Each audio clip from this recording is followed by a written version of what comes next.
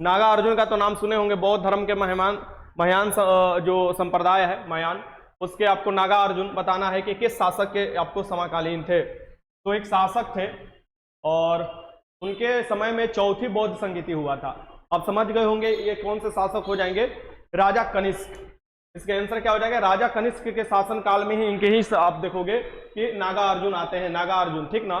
तो जो कि महायान संप्रदाय के संस्थापक होते हैं और इनके शासनकाल में ही चौथी बौद्ध संगीति हुआ था कुंडलवन कश्मीर में। इसे भी याद रखिएगा, इनके ही समय में चौथी बौद्ध संगीति कुंडलवन कश्मीर में हुआ था। चलिए अपना ध्यान पूर्वक क्वेश्चन है, ये पहला बौद्ध संगीति पूछता है अक्सर। देखो 4 बौद्ध संगीति है, तुम्हारे एग्जाम में एक जरूर पूछेगा, लिख कर भी रख लो, तुम्हारे एग्जाम में पूछेगा। पहला पूछेगा तो किसके शासनकाल में पूछेगा और कहाँ हुआ था ये पूछेगा। तो पहला जो पूछेगा वो राजगीर में हुआ था, और पूछे तुम्हारे समय की किसके शासनकाल में हुआ था, तो अजातशत्रु के शासनकाल में हुआ था, ठीक। दूसरा पूछे कहाँ हुआ था, तो तुम्हारा वैशाली में हुआ था। पूछे किसके शासनकाल में हुआ था, तो कालाशोक के शासनकाल में हुआ था। तीसरा पूछे किसके शासनकाल में कहाँ हुआ था, तो अशोक के शासनकाल में हुआ था। कहाँ हुआ था, तो तुम्हारे ये पाटलिपुत्र में हुआ था। चौथा पूछे तो कनिष्क के शासनकाल में कहाँ हुआ था, कुंडलवन कश्मीर में हुआ था। 4 बौद्ध संगीतियां हुई है, चारों को याद रखिएगा, यानी कि इसका आंसर क्या हो जाएगा, यहाँ पर सी हो जाएगा। क्वेश्चन नंबर 2 देख लीजिए, वर्तमान में भारत के 27वें वायुसेना अध्यक्ष कौन है। वायुसेना अध्यक्ष के बारे में बताना है, इसमें से 27वें वायुसेना अध्यक्ष कौन है, इनका नाम आपको बताना है। देखिए लगाइए यहाँ पर, अनिल चौहान क्या हो जाएंगे, ये हमारे सीडीएस हो जाएंगे। क्या हो जाएंगे, सीडीएस हो जाएंगे। फिर दे रहा है द्रौपदी मुर्मू 15वीं राष्ट्रपति है, पहली महिला आपको क्या हो जाएंगे, राष्ट्रपति हो जाएंगे। पहली महिला में कौन, आदिवासी महिला राष्ट्रपति हो जाएंगे, इसे भी याद रखिएगा। और दे रहे हैं मनोज पांडे, तो मनोज पांडे यहाँ पर नहीं होंगे, यहाँ पर होंगे बी.आर. चौधरी। बी.आर. चौधरी आपको क्या हो जाएंगे, भारत के वायुसेना अध्यक्ष बी.आर. चौधरी हैं, इसे भी याद रखिएगा, क्वेश्चन आपसे पूछता है। तो हरि जी जो है, हरि एक नाम आपको आता है, वो क्या है, हरि जी है आर्मी नेवी के, ठीक ना, इसे याद रखिएगा। और मनोज पांडे जो है वो आर्मी के, ये भी याद रखिए। आगे चलते इसका भी आंसर सी हो जाएगा। क्वेश्चन नंबर 3 देख लीजिए, निम्नलिखित में से कौन से गवर्नर जनरल पर, देखो गवर्नर जनरल का नाम दे रहा है, यहां से अगर गवर्नर जनरल दे रहा है, यहां से तुम्हारे दिमाग में आना चाहिए सबसे पहला गवर्नर जनरल कौन थे। फिर तो बंगाल के गवर्नर होते थे, फिर भारत के गवर्नर होने लगे, फिर वायसराय बन गए। ये सब जो अलग अलग समय पर आपको ये इनको दिया गया, पदवी का नाम दिया गया, शक्ति का भी बढ़ोतरी किया गया। यानी देखोगे कि 1857 की जो क्रांति हुआ था, अब वहां से ये वाला पद खत्म कर दिया गया, गवर्नर जनरल के जगह पर भारत के वायसराय जोड़ दिया गया। और किसके आपको देखिएगा किसके प्रति उत्तरदायी कर दिया गया, सीधे महारानी के प्रति, यानी कि विक्टोरिया के प्रति उत्तरदायी कर दिया गया। अब यहां से अब तो तुम लोग से पूछेगा कि पहला गवर्नर जनरल, भारत के पहला गवर्नर जनरल कौन थे, तो लॉर्ड विलियम बेंटिक थे, इसे भी याद रखिएगा। पहले भारतीय पूछे वायसराय या आपको गवर्नर जनरल भारतीय, तो राजगोपालचारी थे, और लास्ट में तो अंग्रेज द्वारा लॉर्ड माउंटबेटन था ही वायसराय। ये पूछ रहा है कि महाभियोग चलाया गया, इतना पैसा लूटा था इस पर कि देखोगे वारेन हेस्टिंग्स पर क्या हो गया था, महाभियोग चलाया गया था, लेकिन ये महाभियोग से बच गया था। महाभियोग हमारे आर्टिकल 61 में देखोगे राष्ट्रपति पर महाभियोग चलाया जा सकता है अगर वो संविधान के विरुद्ध जाकर काम करते हैं, यानी कि संविधान के अनुरूप काम नहीं करते। क्वेश्चन 4 देखो, वर्तमान में डीआरडीओ के अध्यक्ष कौन है। डीआरडीओ जो संस्था है इसका अध्यक्ष आपको बताना है, वर्तमान में डीआरडीओ के अध्यक्ष कौन है। सर बहुत बहुत धन्यवाद, मेरा रिजल्ट हो गया सिंटू कुमार। रिजल्ट तुम्हारा होना ही था सिंटू कुमार, के बहुत पढ़ने में तुम ठीक थे, डेली क्यूज लगाते थे, मैं देखा था, तो तुम डिजर्व करते हो रिजल्ट। और मतलब यही रिजल्ट नहीं तुम डिजर्व करते हो, आने वाले समय में दरोगा का भी रिजल्ट तुम डिजर्व करते हो, क्योंकि मैं देखा हूँ लगातार 2 साल 1.5 साल से आप लगातार तैयारी में लगे हो। ये नहीं कि किसी के कहने पर आप फ्लैक्चुएट हो रहे हो कि यहाँ पर हो गया वहां पर ये हो गया। और इस बार ईमानदारी पूर्वक रिजल्ट हुआ है, बाकी कहने वाले को कुछ भी कहने दो, ईमानदारी पूर्वक इस बार रिजल्ट काफी ज्यादा हुआ है, ठीक। यानी कि इस बार न ब्लूटूथ भी काम किया है और न ही चोरबाजी काम किया है, लेकिन इस बार कटअप कुछ इसलिए ऊपर चला गया है क्योंकि सीटों की संख्या कम था, लेकिन बहुत से स्टूडेंट का रिजल्ट हुआ है, ग्रुप से भी देखोगे बहुत से लड़कों का रिजल्ट हुआ है, और बहुत से लोग मिले भी बोले कि सर जी हमारा रिजल्ट हो गया, ठीक। यहाँ पर देखो वर्तमान में डीआरडीओ के अध्यक्ष जो हो जाएंगे समीर वी कामत हो जाएंगे, इसका आंसर क्या हो जाएगा, ए हो जाएगा। कामत जी जो है आपको डीआरडीओ के अध्यक्ष है। क्वेश्चन नंबर 5 देखो, सिखों के एक सैनिक और लड़ाकू जो बनाए थे, यानी कि समुदाय में बदल दिए थे सिख के, ये कौन बदल दिए थे, परिवर्तित कर दिए थे, सिखों को लड़ाकू कर दिए थे, लड़ाकू ये बताना है। लगाइए इसके आंसर क्या लगा रहे हो आप लोग। क्वेश्चन नंबर 5 है, लगाइए। हाँ, एक आपको 2-3 भर्ती के बारे में आज मैं बताने वाला हूं, मुझे फुर्सत मिलेगा तो आपका 3 भर्ती आ रहा है। यानी इसी महीने में हो सकता है कि आपको 3 भर्ती फिर मिलने वाला है, यानी बिहार पुलिस कांस्टेबल तो हाईवे की है, शानदार 3 भर्ती आने वाला है CSBC द्वारा। वो तीनों भर्ती के बारे में मैं आपको जल्द ही जानकारी दूंगा और आप लोग को तैयारी भी करना होगा, बेहतरीन तरीका से रिजल्ट देना होगा। तो सिखों को कौन ने बताया था, बताइए इसमें से कौन हो जाएंगे? सिखों को जो लड़ाकू बनाए थे कौन बनाए थे? बहुत अच्छा बनाए थे हरगोबिंद सिंह, गुरु हरगोबिंद सिंह लड़ाकू बनाए थे, इसे याद रखिएगा। गुरु गोविंद सिंह जो थे ये 10वें गुरु थे, अपना पटना में देखिएगा जन्म हुआ था इनका, ठीक, ये भी याद रखिएगा। क्वेश्चन नंबर 6 देख लीजिए, संयुक्त राष्ट्र संघ के महासचिव कौन है? संयुक्त राष्ट्र संघ जो है इसका आप देखोगे यूनाइटेड नेशन ऑर्गेनाइजेशन जो है उसके ही आप देखोगे संयुक्त राष्ट्र संघ के महासचिव। इसके अभी जो पूछ रहा है महासचिव कौन है, तो महासचिव कौन हो जाएंगे? पुर्तगाल के हैं एंटोनियो गुटरेस, एंटोनियो गुटरेस हो जाएंगे ना। इसका आंसर क्या हो जाएगा? यहाँ पर डी हो जाएगा, डी हो जाएगा। आगे चलते हैं, क्वेश्चन नंबर 7 देख लो, निम्नलिखित में से किसने उपनिषदों को फारसी में अनुवाद कराया था? एक औरंगजेब का भाई था, औरंगजेब का भाई था, अच्छा माना जाता है उसे शासक, और औरंगजेब को क्रूर माना जाता है क्योंकि वो अपने भाई को ही कत्ल कर दिया था, ठीक ना। ये औरंगजेब के एक भाई था जिसका नाम था दारा शिको, और दारा शिको देखोगे क्या किया था? उपनिषद को फारसी में अनुवाद कराया था, ठीक। बहुत से भारतीय दर्शन ग्रंथ पढ़े थे, ठीक ना, ये भी याद रखिएगा। इसका आंसर क्या हो जाएगा? यहाँ पर सी हो जाएगा। क्वेश्चन नंबर 8 देख लो, वर्तमान में भारत के विदेश मंत्री कौन है? बताइए, अक्सर आप न्यूज़पेपर में पढ़ते होंगे, अभी के समय में बताइए कि विदेश मंत्री कौन है। वर्तमान में विदेश मंत्री का आपको नाम बताना है, लगाना है, आप लोग क्वेश्चन लगाइए, ठीक। वर्तमान में जो विदेश मंत्री है ये हो जाएंगे एस जयशंकर, एस जयशंकर है, इसे याद रखिएगा। पहले के IAFS रह चुके हैं, यानी कि जो जैसे आपका UPSC की एग्जाम होता है तो उसमें एक IAFS का भी पोस्ट होता है, इंडियन फॉरेन सर्विस वाला, वही पहले रह चुके हैं। आपको राजदूत भी बन चुके हैं, रसिया में भी देखोगे और भी क्षेत्र में। इसके आंसर देखोगे बी हो जाएगा, एस जयशंकर, बी। आगे देखो क्वेश्चन नंबर 9, चित्तौड़ का कृति स्तंभ किसके द्वारा निर्मित किया गया था? चित्तौड़ का जो कृति स्तंभ है ये किसके द्वारा निर्मित किया गया था, ये आपको बताना है, लगाइए क्वेश्चन। चित्तौड़ का जो कृति स्तंभ है ये किसके द्वारा निर्मित किया गया था? तो ये राणा कुंभा द्वारा किया गया था। किसके द्वारा? राणा कुंभा, ये भी याद रखिएगा, क्वेश्चन आपसे पूछता है तो राणा कुंभा द्वारा। क्वेश्चन नंबर 10 देख लीजिए, जनजातीय गौरव दिवस कब मनाया जाता है भैया? जनजातीय गौरव दिवस कब मनाया जाता है, ठीक ना, ये बताइए। जनजातीय गौरव दिवस आपको जो ऐलान किया गया था मनाने के लिए, ये 15 नवंबर को, हर साल 15 नवंबर को जनजातीय गौरव दिवस मनाया जाएगा। जो जनजाति में आप देखिएगा सबसे महत्वपूर्ण नाम किसका आता है? बिरसा मुंडा, तो उन्हीं के देखिएगा, देख, बहुत अच्छा। क्वेश्चन लगाइए सब लोग, जल्दी जल्दी लगाइए, पीछे मत रहिए, आप लोग भी हाथ जल्दी जल्दी चलाइए। यहाँ देखो क्वेश्चन नंबर 11, पुरंदर की संधि कब हुई थी? पुरंदर की जो संधि हुई थी, पहला नंबर यहाँ पर लिख दिया गया है, पुरंदर की संधि कब हुई थी, किसके बीच में हुई थी, यह बताना है। पुरंदर की संधि हुई थी 1665 में हुई थी, छत्रपति शिवाजी के बीच में हुई थी, और किनके किनके बीच में हुई थी आपको बताना है। छत्रपति शिवाजी और किसके बीच में हुई थी? तो राजा जय सिंह के बीच में हुई थी ना। लगाइए क्वेश्चन नंबर 11, क्या दिक्कत है? बहुत अच्छा,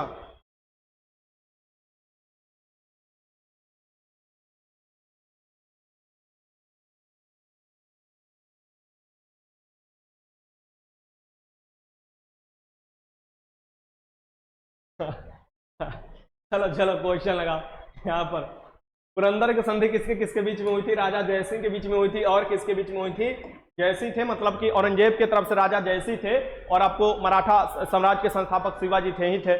आगे देखते हैं क्वेश्चन नंबर 12, हाल ही में थावे उत्सव, थावे कहाँ पर है? थावे के मंदिर घूमे होंगे, जैसे हमारे सासाराम में है तारा चंडी के मंदिर, जैसे भभुआ में पड़ता है मुंडेश्वरी के मंदिर, जैसे पटना में पड़ता है पाटलिपुत्र के मंदिर, यानी कि पाटलिपुत्र जो माता है उनका पटन देवी जिसे कहा जाता है। और हाल ही में थावे, देखो थावे एक जगह का नाम है जो कि बिहार के वो जगह पर पड़ता है जहां पर लिंगानुपात सबसे अधिक है, यानी थावे कहां पड़ता है? गोपालगंज जिला में पड़ता है। गोपालगंज जिला में देखोगे थावे मंदिर है, इसलिए यहाँ पर थावे उत्सव मनाया जाता है। इसका आंसर क्या हो जाएगा? यहाँ पर सी हो जाएगा। बताओ गोपालगंज के कौन कौन है जी? यहाँ पर है कौन गोपालगंज के? इसका आंसर क्या हो जाएगा? यहाँ पर सी हो जाएगा। आगे देखते हैं, गोपालगंज, छपरा और सिवान ये सब एकदम सटे हुए जिले हैं। आगे देखो क्वेश्चन नंबर 13 देख लो, किस वायसराय के शासन काल में दिल्ली दरबार में महारानी विक्टोरिया को केसरे हिंद की उपाधि से सम्मानित किया गया था? 1877-76 में देखोगे केसरे हिंद की उपाधि इनको दे दिया गया था, जो दिल्ली का दरबार लगा था उसमें। तो ये एक पहला दिल्ली का दरबार देखोगे 1877 के करीब जो लगा था, उसमें इनको केसरी हिंद की उपाधि दे दिया गया था। इस समय ये कौन थी आपको बताना है। मेरे यहाँ बाबा गरीबनाथ के मंदिर है, बहुत अच्छा। हाँ देखो इतना है, जहानाबाद से भी लोग हैं। चलो ठीक है, ये देखो ये जो हो जाएंगे ये लॉर्ड लिट्टन हो जाएगा। लॉर्ड लिट्टन के शासनकाल में देखोगे दिल्ली का जो पहला दरबार लगा था, इसमें ये देखोगे क्या हुआ था, इनको केसरे हिंद की उपाधि दिया गया था। अभी तक 3 बार दिल्ली दरबार लग चुका है।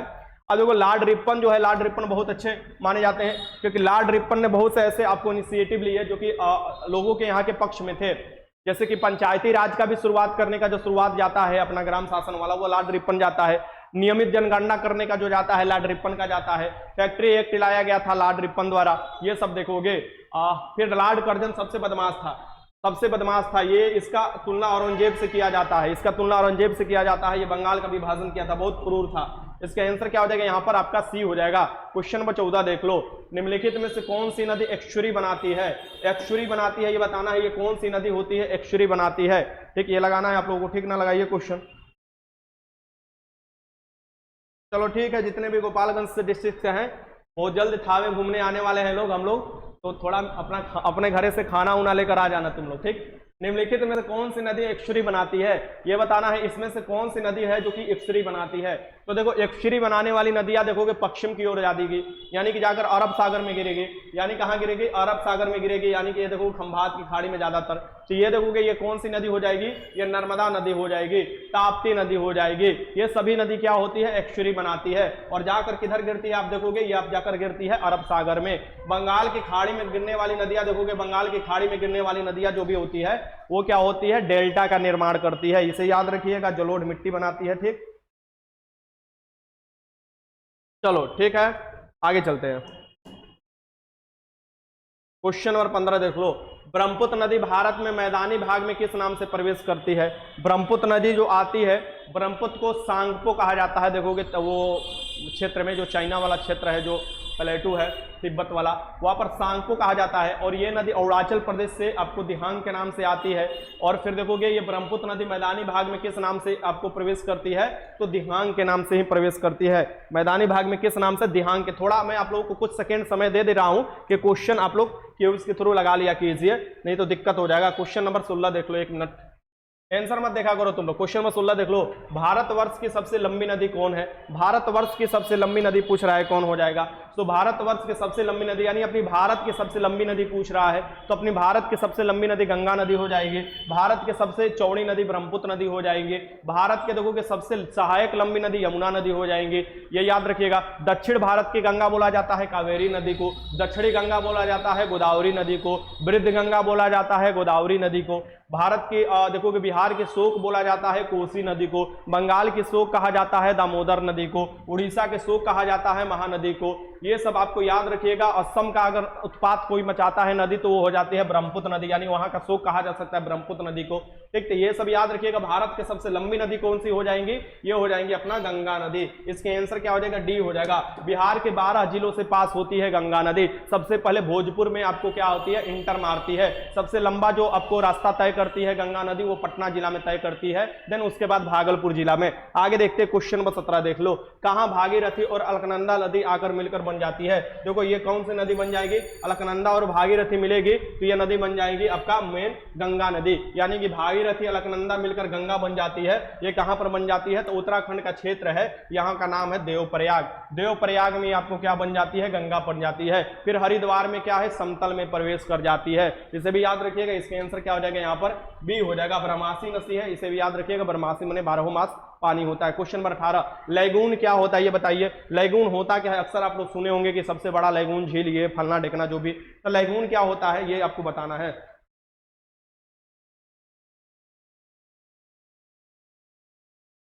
अच्छे आज हमको देखे आप शिव शक्ति बाजार चलो ठीक है, यहाँ देखो लैगून क्या है? लैगून क्या है? एक प्रकार का झील है। लैगून क्या है? एक प्रकार का झील है। आप देखोगे लैगून जो देखोगे कहाँ देखने को मिलता है आपको? ये देखो यहाँ पर सबसे ज्यादा आपको देखो उत्तरी सरकार यानी उड़ीसा वाला तट पर एक बड़ा सा लैगून झील देखने को मिलता है। ठीक ना, ये लैगून झील। यहाँ पर देखोगे पुलिकट लैगून झील मिलता है जिसकी आंध्र प्रदेश और आपको तमिलनाडु का शेयर करता है। ये सब लैगून झील होता है। इसका आंसर क्या हो जाएगा? यहाँ पर बी हो जाएगा। और भारत का सबसे बड़ा झील जो चिल्का झील है जो उड़ीसा में स्थित है वो लैगून झील ही है। क्वेश्चन 19 देख लो, कोयना परियोजना किस राज्य में स्थित है? कोयना जो परियोजना है ये किस राज्य में स्थित है ये आपको बताना है। कोयना परियोजना अपना स्थित है मूवी के नगरी में, यानी कि जहां का वित्तीय राजधानी हो जाएगा यानी जिस राज्य का, यानी महाराष्ट्र हो जाएगा। कोयना परियोजना कहाँ स्थित है? महाराष्ट्र में स्थित है। थोड़ा ज्यादा आपको डिटेल्स नहीं बात किया जाएगा। आज क्यूज में 80 क्वेश्चन है, 45 मिनट में खत्म करना है, 50 मिनट में, तो बस क्यूज आप लगाते चलिए और अपना स्कोर बताइएगा। महात्मा गांधी जल विद्युत उत्पादन प्लांट कहां पर स्थित है? महात्मा गांधी जल विद्युत उत्पादन प्लांट कहां पर स्थित है ये आपको बताना है। लगाइए इसका आंसर। महात्मा गांधी जल विद्युत उत्पादन प्लांट कहाँ पर है? शिव समुद्रम प्लांट पड़ता है कावेरी नदी पर, ये भी याद रखिएगा। बात करते हैं ये महात्मा गांधी जल विद्युत, ये जोग प्रपात पर पड़ता है, और जोग प्रपात कहाँ पड़ेगा भैया? कर्नाटक में पड़ेगा। कौन सी नदी पर पड़ेगा? शरावती नदी पर पड़ेगा। इसका आंसर क्या हो जाएगा? ए हो जाएगा। आगे देखो क्वेश्चन नंबर 21, सामाजिक सुरक्षा और सामाजिक बीमा शामिल है। सामाजिक सुरक्षा और सामाजिक बीमा किसमें शामिल है? सामाजिक बीमा और सामाजिक सुरक्षा, सामाजिक सुरक्षा और सामाजिक बीमा दोनों बना सकते हैं कानून, यानी कि केंद्र और राज्य दोनों।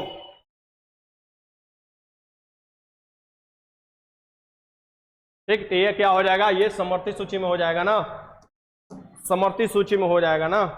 आइए देखो क्वेश्चन नंबर 22। अभी देखो तीन सूचियां जो बनाई गई है ना, एक होता है आपको कौन? केंद्र स्तर पर केंद्र सूची, राज्य स्तर पर राज्य सूची, और आप देखोगे एक हो जाता है जो दोनों कानून बनाते हैं समवर्ती सूची, और अलग अलग सब्जेक्ट भी इसमें डिवाइड किया गया है। समवर्ती सूची पर दोनों बना देते हैं। इन तीनों सूचियों के बाद भी एक सब्जेक्ट बच जाता है, मतलब समय के अनुसार जो सब्जेक्ट तुम्हारे आता है, जैसे कि साइबर कानून आ गया समय के अनुसार, और भी बहुत से सब्जेक्ट जो कि संसद के पास चले जाते हैं, यानी अवशिष्ट सूची जो कहा जाते हैं, अवशिष्ट जो बचे हुए सब्जेक्ट होते हैं वो संसद के ऊपर चले जाते हैं। आजादी से पहले वो गवर्नर जनरल के पास चले जाते थे। संविधान में संघ की राजभाषा के रूप में हिंदी को मान्यता मिली। भैया हिंदी देखोगे हमारा क्या है? राजभाषा, नॉट के राष्ट्रभाषा। राष्ट्रभाषा हमारा नहीं है। राष्ट्र मतलब पूरे भारत राष्ट्र की बात कर रहा है, उसका कोई भाषा नहीं है। ये राज्य अपने अपने देखोगे कि हिंदी रखा हुआ है, यानी राजभाषा कौन हो जाएगा? हिंदी हो जाएगा। इसे भी ध्यान में रखिए। आपसे ये पूछेगा क्या राष्ट्रभाषा है? नहीं, राष्ट्रभाषा हिंदी नहीं है। हिंदी भारत में सबसे अधिक बोला जाता है, आप जानते ही हैं, ठीक ना। इसका आंसर क्या हो जाएगा? 14 नवंबर 1949 को अपना लिया गया, इसलिए 14 नवंबर को हम लोग हर साल हिंदी दिवस मनाते हैं। आर्टिकल 343 से लेकर आर्टिकल 351 तक देखोगे हिंदी के बारे में उल्लेख किया गया है हमारे अनुच्छेद में, इसे भी याद रखिएगा। हिंदी का लिपि देवनागरी है। क्वेश्चन 23 देखो, रेलवे को किस सूची के अंतर्गत रखा गया है? जो तुम्हारा रेलवे है या रेलवे के फोर्स है, जिसे आरपीएफ कहा जाता है। देखो एक आरपीएफ होता है, एक अपना बिहार का फोर्स होता है, ठीक ना। लेकिन बिहार के जो फोर्स होता है, जो रेलवे में तुम लोग देखते हो, वो बिहार सरकार का खुद का होता है। लेकिन वो जो फोर्स होता है आरपीएफ जो होता है मेन, वो सेंट्रल गवर्नमेंट का फोर्स होता है, ठीक ना। अब वो देखो कि रेलवे के अंतर्गत आएगा, संघ सूची के अंतर्गत रेलवे आते हैं, इसे भी याद रखिएगा। डाक भी जो होता है संघ सूची हो जाएगा।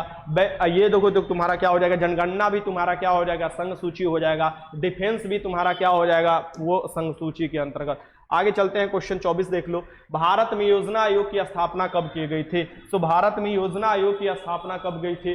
भारत में योजना आयोग के स्थान पर अब कौन सा आ चुका है? नीति आयोग आ चुका है। और योजना आयोग का प्रथम अध्यक्ष पूछे तो वहीं आपको पहले प्रधानमंत्री कौन हो जाएंगे? जवाहरलाल नेहरू हो जाएंगे। तो ये योजना आयोग 15 मार्च 1950 को बनी थी ना, 15 मार्च 1950 को बनी थी ना। बहुत अच्छा। चलो यहाँ पर इसका आंसर क्या हो जाएगा? यहाँ पर सी हो जाएगा, सी हो जाएगा। आगे चलते हैं, आगे इसी पर और क्वेश्चन है। नीति आयोग का पदेन अध्यक्ष कौन होता है? देखो नीति आयोग हुआ, नीति आयोग क्या हो चुका है? 1 जनवरी 2015 से योजना आयोग के स्थान पर नीति आयोग आ चुका है। 1 जनवरी 2015 से योजना आयोग के स्थान पर नीति आयोग आ चुका है। और नीति आयोग हो या आपको योजना आयोग हो या राष्ट्रीय विकास परिषद हो, इसके कौन अध्यक्ष होते हैं? ये भारत के प्रधानमंत्री होते हैं, ठीक ना। भारतीय एकता परिषद का भी।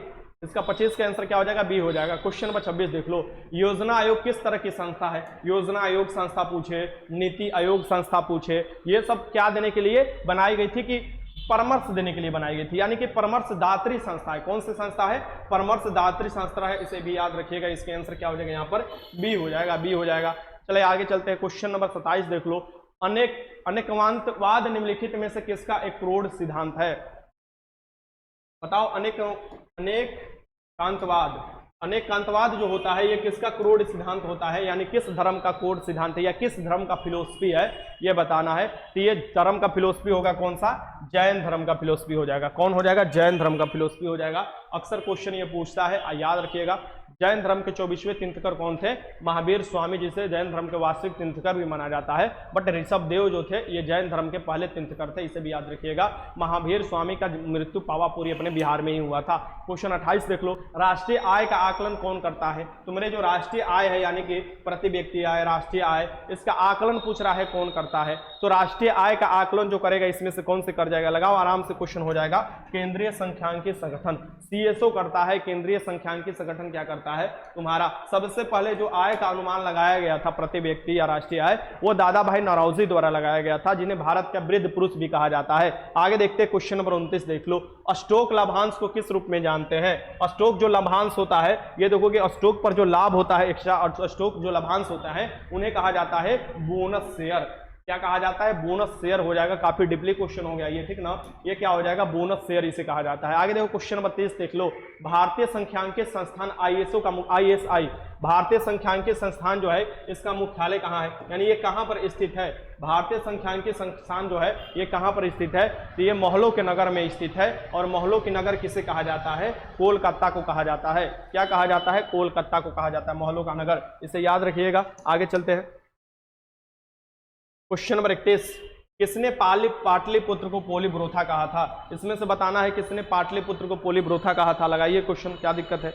पाटलिपुत्र को किसने आपको पोलीब्रोथा कहा था, तो ये हो जाएंगे, अपने बुक लिखे थे इंडिका में आप देखिएगा मेगास्थनीज, ये देखो सिलिकोस निकोटर के राजदूत थे, और ये चंद्रगुप्त मौर्य के आपको देखिएगा शासनकाल में आए थे, और ये मेगास्थनीज ने आपको एक इंडिका नामक बुक लिखा है, उसी में पाटलिपुत्र को पोलीब्रोथा कहा है। इसका आंसर क्या लगा लोगे आप लोग, इसका आंसर ए लगा लेना। कौटिल्य जो थे ये भी चंद्रगुप्त मौर्य के ही शासनकाल में थे, और इन्होंने एक बुक लिखा है जिसका नाम है अर्थशास्त्र, जो कि राजनीतिक और प्रशासन पर आधारित है। आगे चलते क्वेश्चन नंबर 32। संगीत नाटक अकादमी कहाँ स्थित है। संगीत नाटक एकेडमी देखोगे ये आपको खोला जाता है 1954-55 में ना, तो संगीत नाटक एकेडमी देखोगे ये कहाँ पर स्थित है। संगीत नाटक एकेडमी देखोगे ये दिल्ली में स्थित है, यानी कि नई दिल्ली में स्थित है, भारत की राजधानी। इसका आंसर क्या हो जाएगा यहाँ पर, बी। आगे देखो क्वेश्चन नंबर 33। भारत में प्रथम खुला विश्वविद्यालय कहाँ स्थापित हुआ।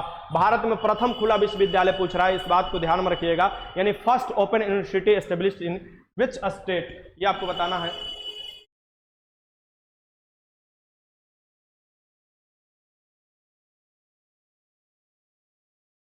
बताइए इसका आंसर क्या हो जाएगा।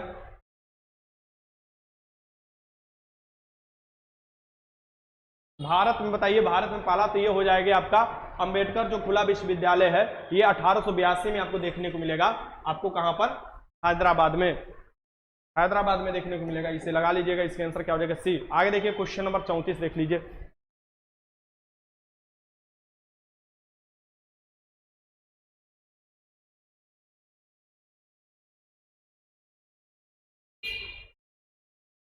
चलिए, सबसे पुरानी द्रविड़ भाषा कौन सी है।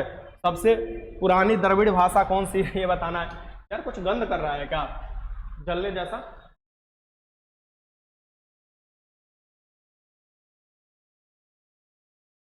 ये देखो सबसे पुरानी द्रविड़ भाषा कौन सी है। सबसे पुरानी जो द्रविड़ भाषा है ये कौन सी है आपको बताना है। ये हो जाएंगे आपको तमिल हो जाएंगे। सबसे पुरानी जो द्रविड़ भाषा है तमिलनाडु की भाषा है तमिल, ये याद रखिएगा। इसके आंसर क्या हो जाएगा यहाँ पर, ए हो जाएगा। ठीक, आगे चलते हैं क्वेश्चन नंबर 35 देख लो। प्रसिद्ध बिग बैंग थ्योरी किस मुख्य सिद्धांत पर आधारित है। प्रसिद्ध बिग बैंग जो थ्योरी है ये किस मुख्य सिद्धांत पर आधारित है, ये आपको बताना है। बिग बैंग थ्योरी किस मुख्य सिद्धांत पर आधारित है। अरे लिख रहा है चूहा मर गया, अरे चिरकुट आदमी, तुमको कहीं बोले। ठीक, चूहा का ऐसा नहीं, कुछ ऐसा लग रहा है कि बाहर में या तो प्लोथिन जल रहा है या कहीं शॉर्ट सर्किट लग रहा है। ठीक, ऐसा गंध आ रहा है, ऐसा नहीं कि चूहा मर गया उसका गंध दे रहा है बाहर में। प्रसिद्ध बिग बैंग थ्योरी जो है किस सिद्धांत पर आधारित है, तो ये बिग बैंग थ्योरी जो है ये डॉपलर सिद्धांत पर आधारित है। डॉपलर सिद्धांत पर आधारित है, ये याद रखिएगा। इसके आंसर क्या हो जाएगा यहाँ पर, बी हो जाएगा, बी हो जाएगा। आगे चलते हैं, डॉपलर सिद्धांत पर ये आधारित है। ठीक, आगे देखिए क्वेश्चन नंबर 36। हाइड्रोजन बम किस सिद्धांत पर बनाया जाता है। लगाओ, ये क्वेश्चन बहुत अच्छा क्वेश्चन है। हाइड्रोजन बम किस सिद्धांत पर लगाया जाता है। ठीक, हाइड्रोजन बम जो है किस सिद्धांत पर। ये देखो ऐसे ही क्वेश्चन देगा, एक बात ध्यान में रखना, ऐसे ही तुमको ऑप्शन देगा, ऐसे ही क्वेश्चन देगा। ठीक है, ये नहीं देगा कि नाभिकीय संलयन, नाभिकीय विखंडन, ऐसा कुछ नहीं देगा। या तो इंग्लिश में देगा फ्यूजन देगा, ठीक, या फ्यूजन देगा, यही देगा। ऐसे ही आपको जुडिशरी के एग्जाम में दिया था इस बार 32वीं जुडिशरी का। तो न्यूक्लियर फ्यूजन जो होता है इसे नाभिकीय संलयन कहा जाता है। नाभिकीय संलयन में ही क्या होता है कि हाइड्रोजन के नाभिक मिलते हैं, हीलियम में बदलते हैं, और यही इसका आंसर हो जाएगा न्यूक्लियर फ्यूजन। हाइड्रोजन बम, नाभिकीय संलयन, जैसे आपको जो तारा वाला होता है एनर्जी, सूरज का एनर्जी, वो भी सेम इसी पर काम करता है।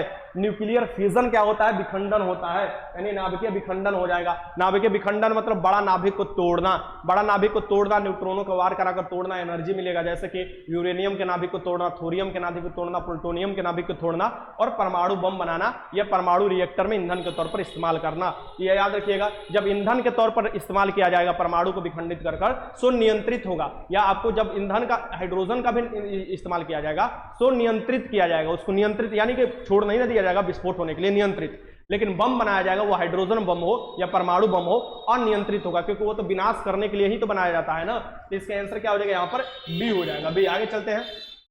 हमारे पूरे यूनिवर्स में देखोगे सबसे अधिक हाइड्रोजन मिलता है। पूरे यूनिवर्स की बात करें तो सबसे अधिक हाइड्रोजन। लगाओ क्वेश्चन, ल्यूमन किसका मात्रक है? 7 बेसिक आपको फंडामेंटल यूनिट पढ़े होगे, मूल मात्रक पढ़ोगे 7, तो उसमें से देता है मोल जो हो जाता है पदार्थ की मात्रा का हो जाता है, ठीक ना। अब ये देता है तुमको लंबाई का मीटर दे देता है, किलोग्राम का केजी दे देगा, समय का सेकेंड दे देता है, और दे देता है ल्यूमन दे देता है। ल्यूमन किसका मात्रक है? जो ज्योति फ्लक्स का मात्रक है। कैंडेला ज्योति तीव्रता का मात्रक है। ये सब आपको क्वेश्चन देता होगा बेसिक यूनिट जब 7 पढ़ते होंगे। इसका आंसर क्या हो जाएगा? सी हो जाएगा। आगे देखो क्वेश्चन नंबर 38 देख लो, लाल और पिकॉक ब्लू मिला दिया जाए तो कौन सा रंग बनेगा? लाल देखो प्राइमरी कलर है और पिकॉक ब्लू जो हो जाएगा सेकेंडरी कलर हो जाएगा। ये बताना है इसमें से जो मिला दिया जाएगा क्या होगा। लगाइए, इसका आंसर क्या हो जाएगा? जब दो भी आपको प्राइमरी और एक सेकेंडरी मिलाया जाता है, या आपको देखोगे सभी प्राइमरी मिला दिया जाता है, देन ये रंग बनता है। इसमें से कौन सा रंग बनेगा बताइए, लगाइए। बहुत अच्छा, कौन होगा बताओ? चलो ठीक है, कौन बनेगा? सफेद बन जाएगा। क्या बन जाएगा? सफेद। 3 प्राइमरी कलर का जो नाम बताना है वो हो जाएगा नीला, हरा, लाल। वो 3 प्राइमरी कलर है। क्वेश्चन नंबर 39, मैक संख्या किसका यूनिट है? जो मैक संख्या यूनिट है, ये किसका यूनिट है आपको बताना है। सो मैक संख्या यूनिट है किसका? ध्वनि के यूनिट है। ये याद रखिएगा, कोई भी जब आपको ध्वनि तीव्रता से होता है उसको मैक में ज्ञात किया जाता है। इसके आंसर क्या हो जाएगा? सी। वैसे ध्वनि की तीव्रता को डेसिबल में भी मापा जाता है, ठीक। ये ध्वनि का बोल रहा है, ध्वनि का नहीं, ठीक। क्वेश्चन 40 देख लो, किस गुणधर्म के कारण पानी से भरे बर्तन में डुबाई गई छड़ी मुड़ी हुई प्रतीत होती है? यानी पानी में डुबा दिया जाए तो छड़ी मुड़ी हुई प्रतीत होगी। यानी अगर मान लो इसी में से हम किसी को उठा लेते हैं,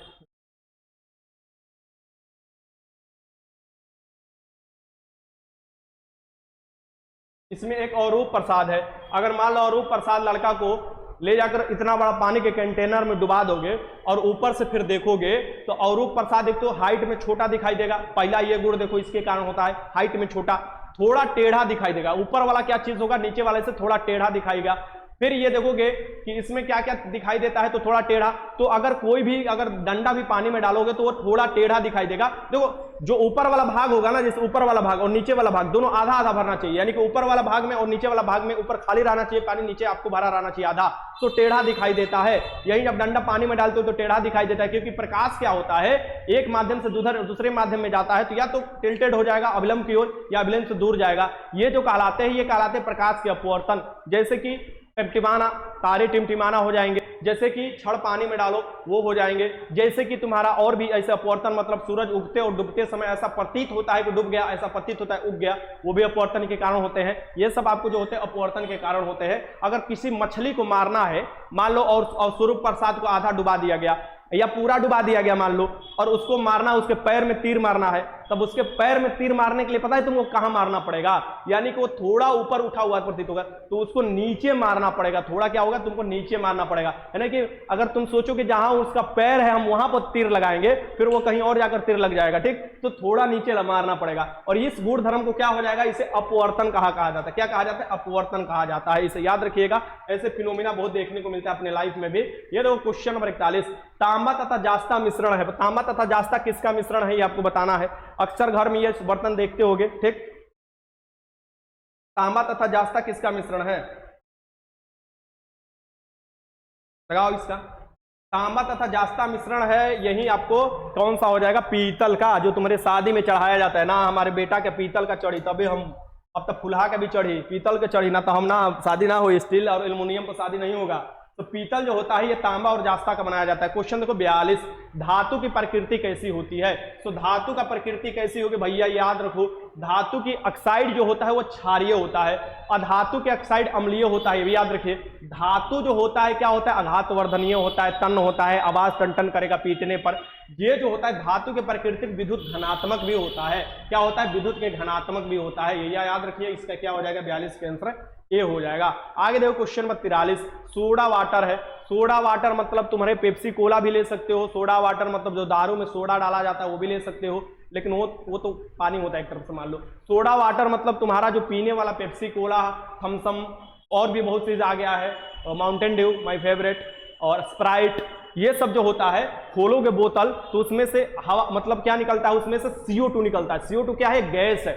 CO2 क्या है, गैस है। और गैस किसमें मिलाया रहता है, तुम्हारे पानी में। इसलिए जब पानी ऐसे गैस को हिलाते हो तो ये मिला तो रहता है, लेकिन जैसे ही आपको बोतल खुलता है तो बेसी सी बात है गैस ऊपर की तरफ भागता है, तो ये ऊपर की तरफ भागता है। यानी कि गैस और द्रव का क्या होता है, ये एक विलयन होता है। गैस और द्रव का क्या होता है, विलयन होता है। इसे भी याद रखिएगा। इसके आंसर क्या हो जाएगा यहाँ पर, ये हो जाएगा।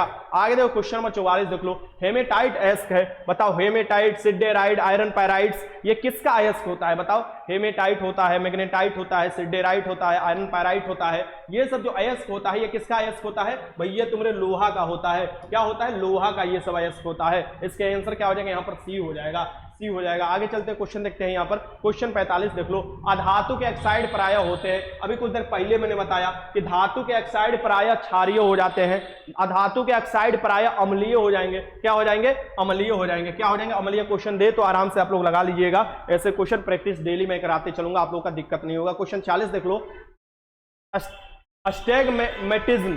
अस्टिग्मेटिज्म एक बीमारी है। अस्टिग्मेटिज्म एक बीमारी है। ये किसकी बीमारी है? अस्टिग्मेटिज्म मतलब होता है दृष्टि वैमनस्य, अबिंदुता। तुम्हारे जो आंख का गोला वाला है ना, उसका आकार में डिफरेंट आ जाता है।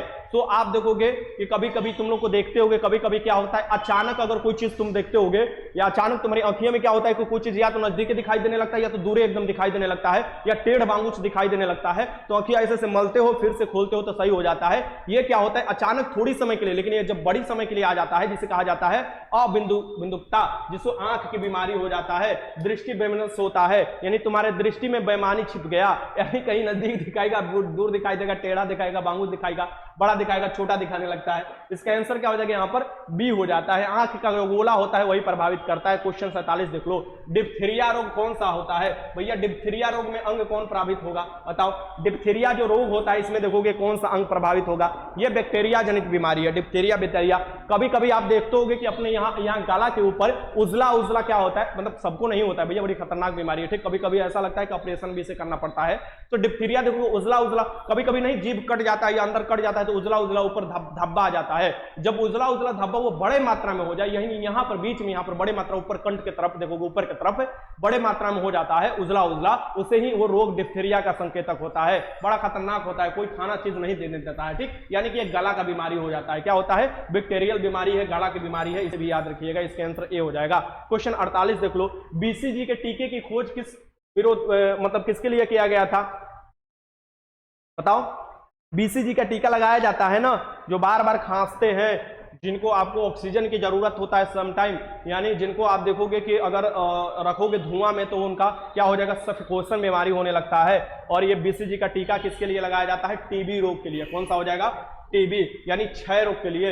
ये बैक्टीरियल बीमारी है, ट्यूबरकुलोसिस, ये क्षय रोग हो जाएगा, इसी के लिए तो लगाया जाता है। आगे देखो क्वेश्चन नंबर 49 देख लो, विटामिन ए की कमी से क्या होता है भैया? विटामिन ए की कमी हो जाएगा तो क्या हो जाएगा? विटामिन ए की कमी हो जाएगा तो सबसे पहले तुम्हारी आंख प्रभावित होगा विटामिन ए की कमी से। तो ये क्या हो जाएगा बताओ? विटामिन ए की कमी से रतौंधी रोग हो जाएगा। कौन सा रोग हो जाएगा? रतौंधी रोग हो जाएगा भैया, रतौंधी रोग हो सकता है। विटामिन ए किसमें सबसे अधिक मिलेगा? आंवला में, आंवला नहीं, गाजर में मिलेगा। किसमें? गाजर में सबसे अधिक मिलेगा। विटामिन ए का क्या नाम है? रेटिनोल नाम है, इसे भी याद रखिएगा। और विटामिन ए खाना चाहिए, बेहतर होता है तुम्हारी आंखों के लिए, ठीक ना, क्योंकि आंखियां सही रहेगा तभी बढ़िया चीज दिखाई देगा। आंखियां अगर खराब हो गया तो समझो कि कुछ बढ़िया चीज ना दिखाई देगा। आगे देखो 50 देख लो, यहाँ पर किसके इलाज में कीमोथेरेपी का उपयोग किया जाता है? कीमोथेरेपी दिया जाता है, आप जानते हैं कीमोथेरेपी जब देखे होंगे, मूवी वूवी में देखे होंगे, बाल उल छिलवा दिया जाता है और कीमोथेरेपी का इलाज दिया जाता है कि ये सही हो जाए। अक्सर मामले में सही भी हो जाता है, लेकिन बहुत से मामले में नहीं भी सही होता है। यानी ये खतरनाक, सबसे खतरनाक बीमारी और कौन सी बीमारी है वो है आपका कैंसर।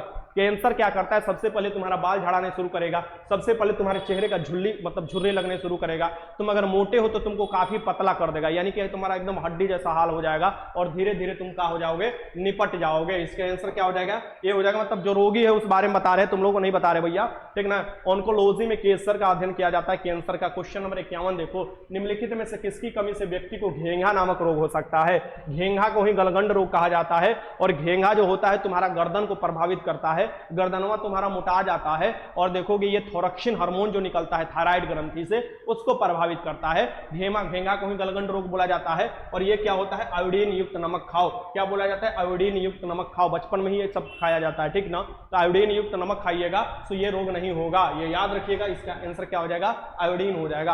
आगे देखो क्वेश्चन नंबर 52 देख लो, देश बंधु की उपाधि किसे दिया गया है। देश बंधु की उपाधि जो दिया गया है, देश बंधु चितरंजन दास को दिया गया है ना। देश बंधु CR दास जिसे बोला जाता है, ठीक ना। इसका आंसर क्या हो जाएगा, यहाँ पर CR दास हो जाएंगे। इनको देश बंधु की उपाधि दिया गया है ना।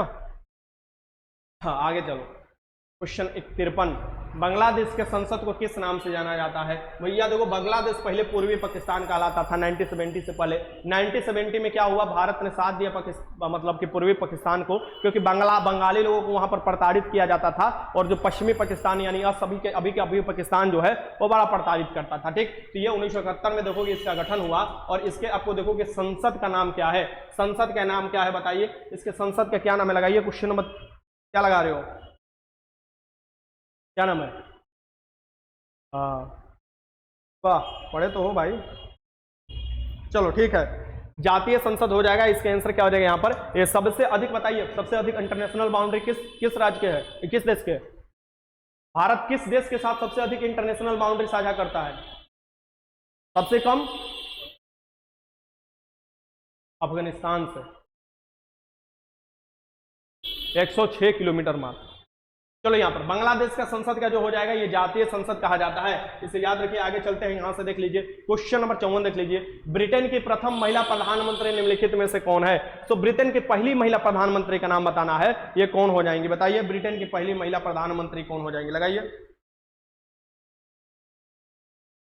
ठीक है, कह रहा है सर आप कितने सही क्वेश्चन किए थे मध्य निषेध में, और कौन पेन यूज किए थे टारगेट। ये पेन से क्या मतलब है, हम ब्लू पेन का यूज करते हैं अक्सर, जो भी एग्जाम देने जाते हैं उसमें ब्लू पेन करते हैं। शुरू के 80 को क्वेश्चन बस मुझे देखना था, तो शुरू के 80 को क्वेश्चन मैंने सॉल्व किया, और जो भी सॉल्व किया, ऐसा नहीं है कि मैं बहुत बड़ा विद्वान हूं कि सब सही ही होगा, लेकिन शुरू के 80 को क्वेश्चन में मुझे लगता है कि तुम्हारा जो EWS का कटअप गया होगा, मुझे अभी बता देता हूं आप लोगों को, वो गया होगा तुम्हारा 73 से 75 के बीच में, या 70 और 75 के बीच में गया होगा, ठीक। मतलब मुझे जहां लग सकता है, और जनरल का गया होगा तो वहीं आपको देखोगे कि लगभग 78 के करीब गया होगा, इससे अब मतलब ज्यादा नहीं गया होगा, ठीक। ब्रिटेन की प्रथम महिला प्रधानमंत्री निम्नलिखित में से कौन है, ये हो जाएंगे मार्गरेट थ्रेसर। मार्गरेट थ्रेसर हो जाएंगे ये ब्रिटेन की पहली महिला प्रधानमंत्री। और सबसे पहली महिला प्रधानमंत्री विश्व के पूछे ये हो जाएंगे श्रीमाव भंडारनायक, जो श्रीलंका के बनी थी। अपने भारत से कौन पहली महिला प्रधानमंत्री बनी थी, इंदिरा गांधी बनी थी। क्वेश्चन 55 देख लो, उत्तरी ध्रुव पर पहुंचने वाले प्रथम व्यक्ति का क्या नाम है। प्रथम व्यक्ति का नाम पूछ रहा है जो कि उत्तरी ध्रुव पर पहुंचे थे, ठीक।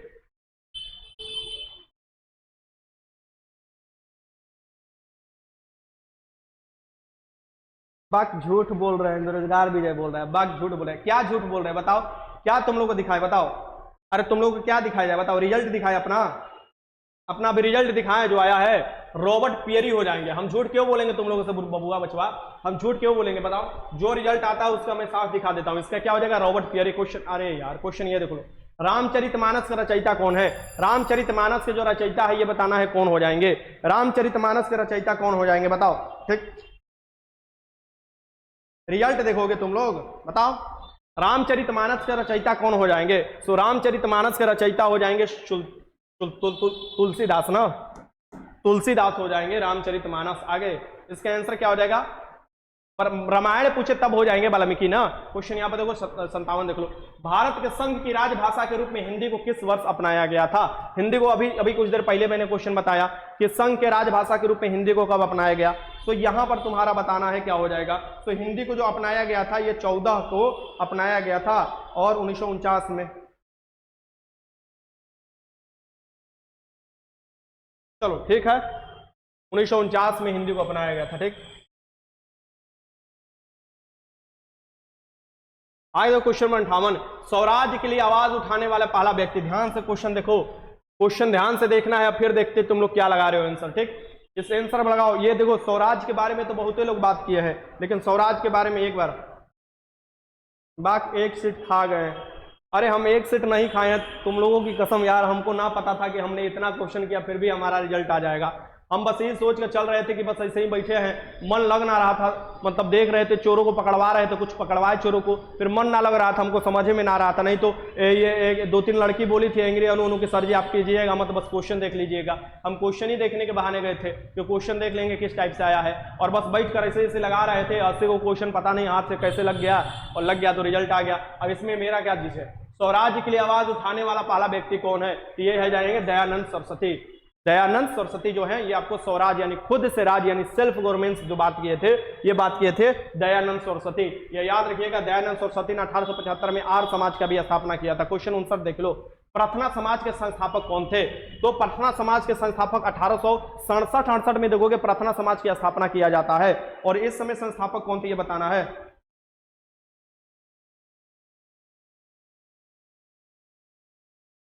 सर जी लाइक करने के लिए सबको बोलिए, यही देखो जबरदस्ती सबसे लाइक करवाएगी, बोल रही है लाइक करने के लिए सबको बोलिए। अरे मन होगा तो करेगा, हमको मन होगा तब हम बोलेंगे लाइक कर दो। प्रार्थना समाज के संस्थापक कौन हो जाएंगे, आत्माराम पांडुरंग, आत्माराम पांडुरंग हो जाएंगे। इसका आंसर क्या हो जाएगा, ए हो जाएगा। क्वेश्चन आगे देखो, क्वेश्चन 60 देखो, 1800 देखो ये दरोगा का क्वेश्चन है। अब यहां से ध्यान के क्वेश्चन देखो, तुम लोग बताओ इसका आंसर क्या होगा। ठीक, ये दरोगा क्वेश्चन है, पढ़ो और बताओ। ये मेंस का क्वेश्चन है, ये एग्जाम मैंने भी देने गया था ये। ठीक, तो ये बताना है इसका आंसर क्या होगा, बताओ। ये जो हो जाएगा इसके बारे में 1813 का जो एक्ट है, ये दरोगा का एग्जाम का क्वेश्चन है। ठीक, अब ये बताना है इसमें से ईस्ट इंडिया कंपनी का वाणिज्यिक एक अधिकार पूरी तरीका से समाप्त कर दिया गया।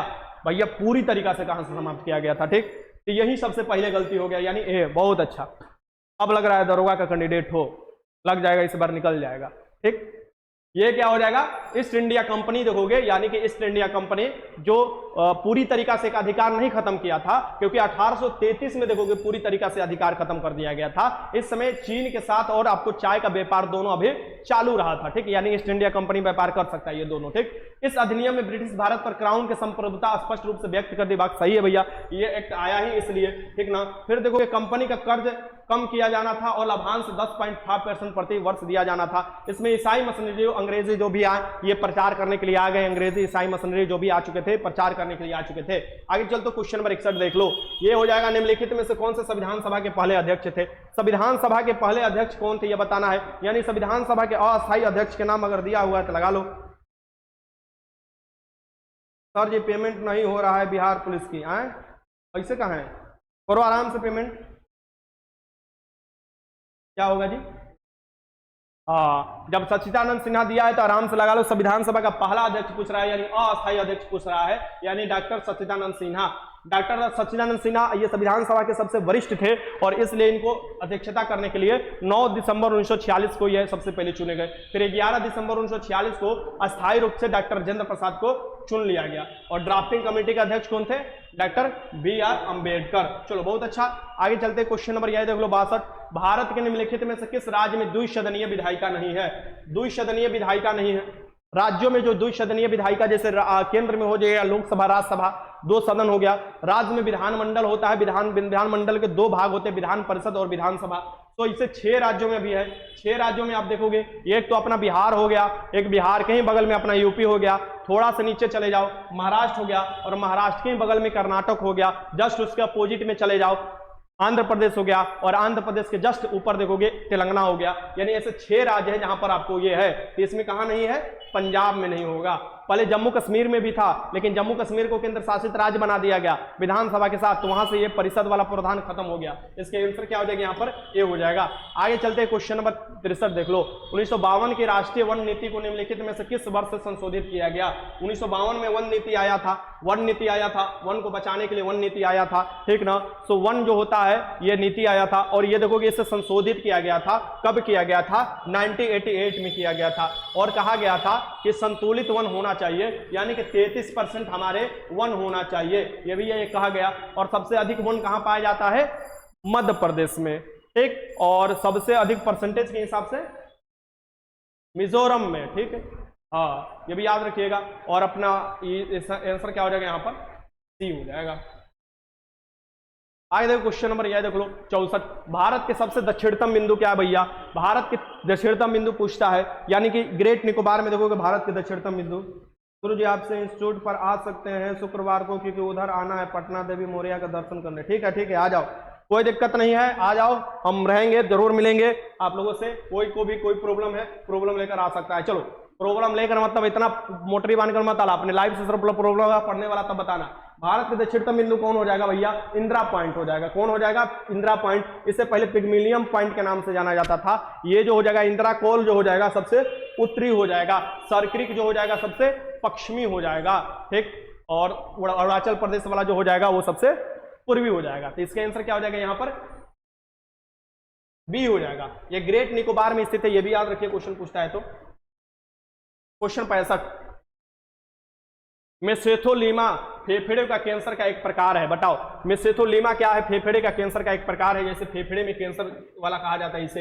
ये क्या कहा, ये कहां पर मिलता है? तो जहां पर एबेस्टस का खान होता है, यानी जहां एबेस्टस होता है वहीं पर होता है, और ये फेफड़े को बहुत बुरी तरीका से प्रभावित करता है। ये रेशा के रूप में होता है जो हमारे फेफड़े में चले जाता है, ठीक ना। तो इसे याद रखिएगा। फेफड़े को एक और चीज प्रभावित करता है जो कि कैंसर के लिए उत्तरदायी होता है, वो होता है सिगरेट, गांजा, यानी जितने धुएं वाले चीज है वो भी फेफड़े के ऊपर टार, यानी कि जो तुम पीते हो उसमें देखोगे कि धुआं जो जाता है ऊपर जाकर बैठ जाता है और वही टार हो जाता है, यानी आपको देखोगे प्लाज्मा अवस्था की जैसा वो उसका हाल हो जाता है, ठीक। आगे चलते हैं।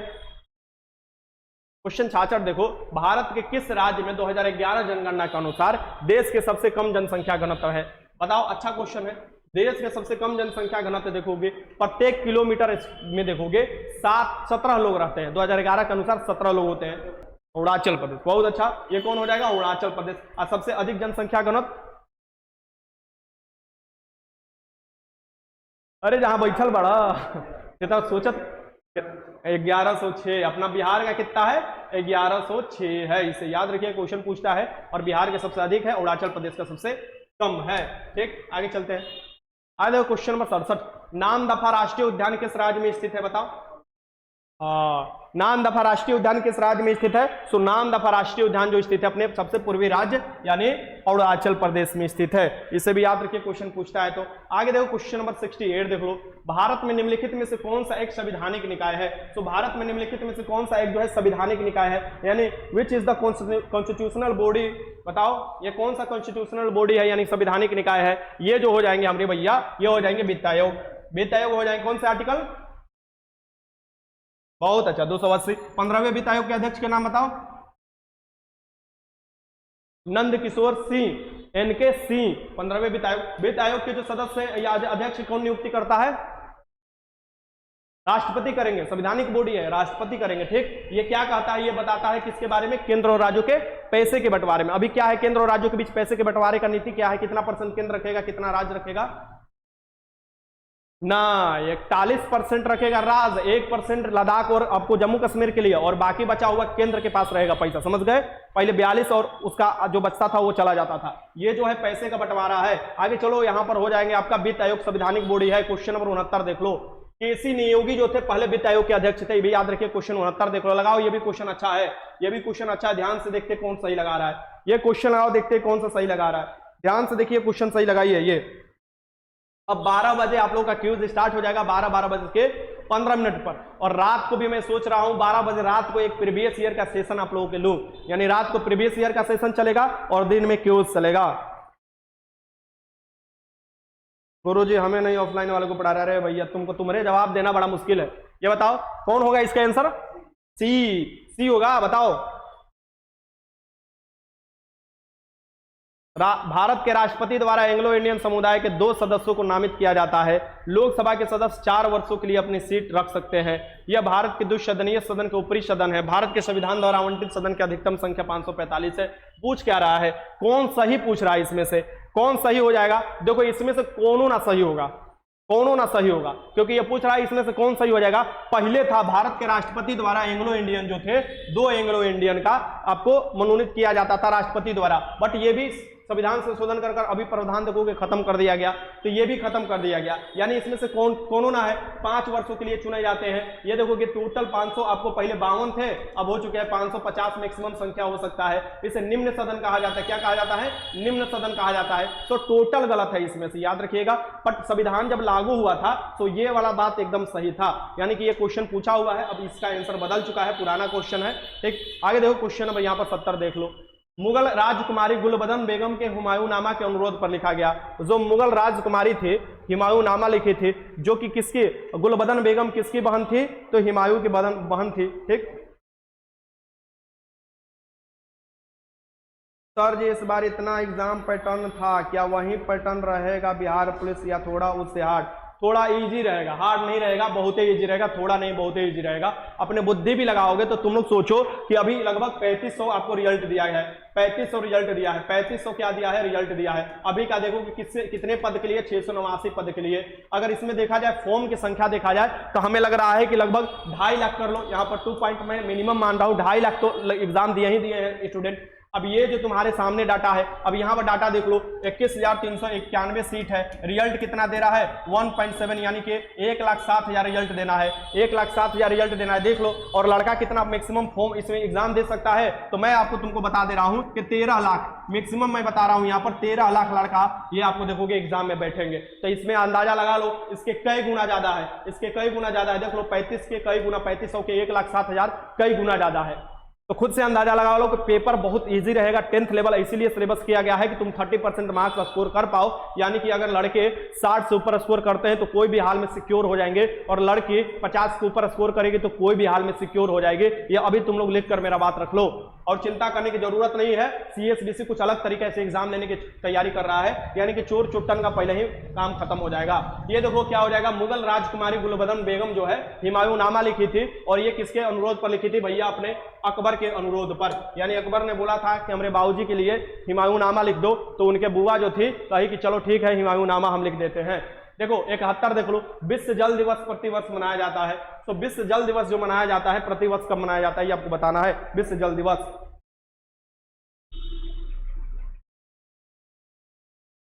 अरे यहीं से पढ़ो, ऑनलाइन पढ़ो भैया, तुम लोग ऑनलाइन ही पढ़ो। जो ऑफलाइन पढ़ता है उसको मैं आपको वो चीज नहीं देता हूँ, ऑफलाइन में सामने में जो भी देता हूँ टेस्ट उसको मैं बताता हूँ। यानी ऑफलाइन 3 से 6 बजे बैच चलता है मेरा, वो देखोगे कभी भी लाइव नहीं होता है। 3 से 6 बजे लाइव आप लोग हमको कभी नहीं देखोगे। हाँ, कुछ इन्फॉर्मेशन देना हो जाएगा तब हो जाएंगे। यानी कि मेरा चलता है और मैथ वाला सर का लगातार क्लास चलते रहता है, और मैं लड़कों से बात करता हूँ, यानी कि उनको समझाता हूँ। ये 50 क्वेश्चन बना रहा है तो उसको 2-2.5 घंटे तक मैं आपको समझाता हूँ, टेस्ट लेता हूँ सामने। ये देखो वो ऑनलाइन में जो होता है वो अलग में टाइम आपको पता ही है। ठीक, विश्व जल दिवस जो मनाया जाता है ये आपको कब मनाया जाता है बताओ यहाँ पर, तो 22 मार्च को। और बिहार दिवस भी कब मनाया जाता है, 22 मार्च को मनाया जाता है। पृथ्वी दिवस 22 अप्रैल को मनाया जाता है। जैव विविधता दिवस 22 मई को मनाया जाता है। अब ये जो हो जाएगा क्या हो जाएगा, 2 फरवरी को मनाया जाता है, रामसन कन्वेंशन हुआ था 1971 में, और आर्द्र भूमि दिवस मनाया जाता है। ठीक, 16 सितंबर को आपको जो हो जाता है ओजोन लेयर डे मनाया जाता है। ठीक ना, इसे भी याद रखिएगा। पर्यावरण दिवस कब मनाया जाता है, 5 जून को। बहुत अच्छा, चलो आगे चलते हैं। क्वेश्चन नंबर 72 देख लो, मानव शरीर में हाइड्रोक्लोरिक एसिड स्रावन होता है, कहां पर होता है, HCl। HCl कहां स्रावित होता है बताओ, पेट में। पेट के जीवाणु जो खतरनाक होते हैं उसको मार देता है ये। ठीक है, और प्रोटीन को पचाने में भी ये सहायता करता है। ये क्या हो जाएगा, ये आपको क्या हो जाएंगे, पेट हो जाएंगे। ठीक ना, पेट हो जाएंगे, इसे याद रखिएगा। इसका आंसर क्या हो जाएगा, पेट। आगे देखो क्वेश्चन नंबर 73, सूरज और तारे का ऊर्जा का स्रोत कौन सा है। देखो ये हिंदी में आ गया, ये हिंदी में क्वेश्चन आ गया। तो सूरज और तारे का जो ऊर्जा का स्रोत है ये देखोगे क्या है बताना है। तो सूरज या तारे में देखोगे हाइड्रोजन पाया जाता है 71%। ठीक, अपना पृथ्वी पर पानी भी कितना पाया जाता है, 71% पाया जाता है।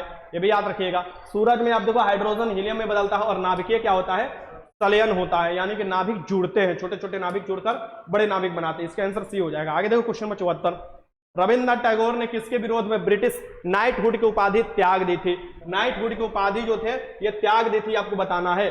नाइटहुड की जो उपाधि थी त्याग दी थी। ठीक, अभी जो भी पटना में स्टूडेंट रह रहे हैं, अभी जब मैं क्यूज कराता हूं तो आ सकते हैं, अभी आकर बैठे, कोई दिक्कत है, बढ़िया लग रहा है, कोई दिक्कत नहीं, बैठिए लोग, तो आप भी आ सकते हैं, बैठिए, क्या दिक्कत है, मुझे इससे क्या फर्क पड़ता है, ठीक। रविन्द्रनाथ टैगोर जिसके विरोध में आपको ब्रिटिश नाइटहुड के त्याग दिए थे, वो कौन था, ये जलियांवाला बाग, जलियांवाला बाग था, ये याद रखिए। कब हुआ था बताइए, 13 अप्रैल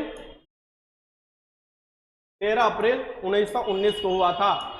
ये जनरल डायर ने गोली चलवाया था, ठीक। तो ये हो जाएगा जलियांवाला, ये अमृतसर में है जलियांवाला बाग स्थित। इसके आंसर क्या हो जाएगा यहाँ पर, बी हो जाएगा। आगे देखो क्वेश्चन नंबर 75 देख लो, जैन धर्म के 23वें तीर्थंकर कौन है, जैन धर्म के 23वें तीर्थंकर का नाम बताना है। तीर्थंकर जो होते हैं जैन धर्म के 23वें, उनका नाम बताना है। तो जैन धर्म के 23वें तीर्थंकर कौन हो जाएंगे, लगाइए क्वेश्चन, ठीक।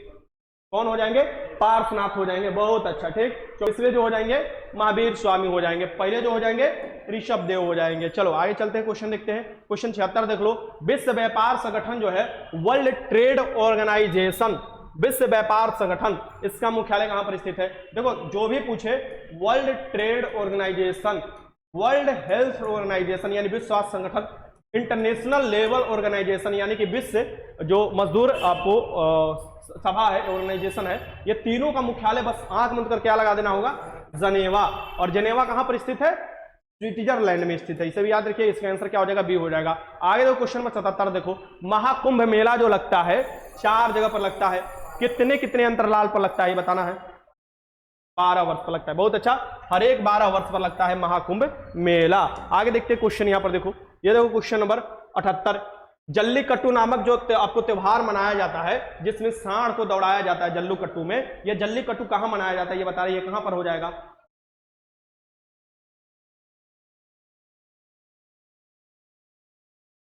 हाँ, जो ऑनलाइन ऑफलाइन में क्या अंतर होगा मैं कभी छोटा सा वीडियो में समझा दूंगा आप लोगों को, ठीक। अब बाकी ऑनलाइन पढ़ रहे हो पढ़ो यार, इसमें घर से पढ़कर निकाल सकते हो, काहे इतना तुम लोग चिंता कर रहे हो। बस 2-3 घंटा पढ़ते रहो डेली, बिहार पुलिस में नहीं रिजल्ट आएगा देन हमसे आकर पूछना आप लोग, ठीक।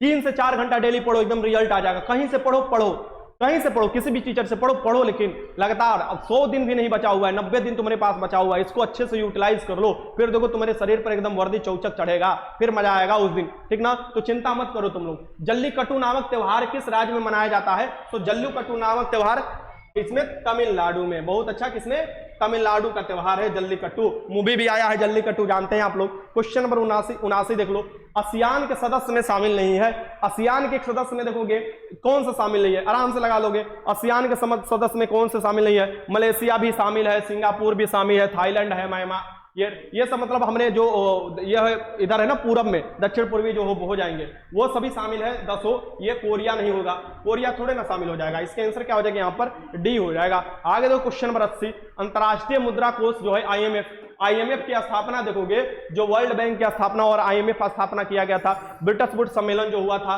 1944 में, तो जुड़वा कहा जाता है बहन इन लोगों को। तो ये कहा जाएगा, ये कहाँ हुआ है, आपको इसका मुख्यालय वाशिंगटन डीसी में ही वर्ल्ड बैंक का भी मुख्यालय है और इसका भी मुख्यालय है। इसके सदस्य देशों की संख्या अभी 190 है, इसे भी याद रखिएगा। बात यहाँ पर खत्म हुआ और टोटल देखो मैंने 80 क्वेश्चन आज कराया, और ऐसे ही क्वेश्चन आप लोग करते रहो। वीडियो अच्छा लगा तो एक बार लाइक का बटन दबा दो, क्या दिक्कत है।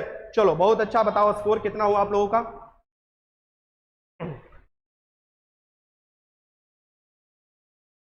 एग्जाम का भी एक्यूरेट डेट नहीं आया है, जब आएगा तो मैं आप लोगों को जानकारी जरूर दूंगा।